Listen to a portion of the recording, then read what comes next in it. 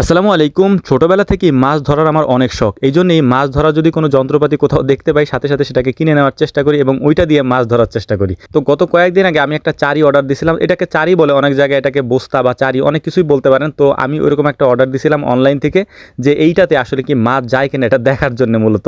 এবং এই জিনিসটা আমার কাছে খুব আকর্ষণীয় মনে হয়েছিল, যে কারণ এরকম জিনিসগুলো আমাদের এদিকে তৈরি করা হচ্ছে বাঁশ দিয়ে, বাঁশের চটি দিয়ে বানানো হয় এবং সেগুলোকে নদীতে পেতে রাখলে ট্যাংরা মাছ, পুঁটি মাছ এগুলা যায় আরকি। তো অনলাইনে অর্ডার দেওয়ার একদিন পরে এই জিনিসটা আমার কাছে আসে এবং আমি আমাদের বাজারে গিয়ে এটাকে রিসিভ করে তারপর এটা দেখার চেষ্টা করি। প্রথমে এটা দেখেন বা বড় পাথারে, বড় পানিতে এগুলা পাতার জিনিস না। এগুলা হচ্ছে ছোট পানিতে যদি আপনি পাতেন সেক্ষেত্রে মাছ যাবে। এবং এখন যেহেতু বর্ষা সিজনে মানে এই সিজনে আপনি মাছকে খাবার দিয়ে ওইটার মধ্যে ঢুকাইতে পারবেন না।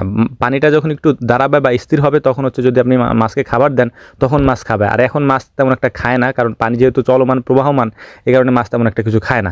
তো বাড়িতে আসার পরে আমরা এটাকে সুন্দর করে নিয়ে গেছি আমাদের পাথারে নেওয়ার পরে ইমামুল্লাহ আমি সুন্দর করে এটার মধ্যে হচ্ছে আমরা রুটি দিয়ে দিচ্ছিলাম। হ্যাঁ, সিস্টেমটা আপনারা দেখতেই পাচ্ছেন, চার সাইডে হচ্ছে এর মুখ, এই মুখগুলোর ভিতর দিয়েই হচ্ছে মাছ ঢুকে এবং মাছ ঢুকলে আর বের হইতে পারে না। তো আমরা দুজন হচ্ছে পানির ভিতরে এখন নামবো, নেমে তারপর এটাকে পেতে দিব। বিকালবেলা আমরা দেখার চেষ্টা করবো যে এটার মধ্যে আসলে মাছ যায় কিনা। 15-16 জন আসছে দেখার জন্য যে এটার মধ্যে আদৌতে মাছ যায় কিনা। ওঠানোর চেষ্টা করলেন এবং দেখলেন যে আলহামদুলিল্লাহ কোনো মাছ যায় নাই। তবে আমরা আশাবাদী পানি একটু কমলে তখন যদি আমরা এটাকে পাতি তাহলে মাছ ইনশাল্লাহ যাবে। এবং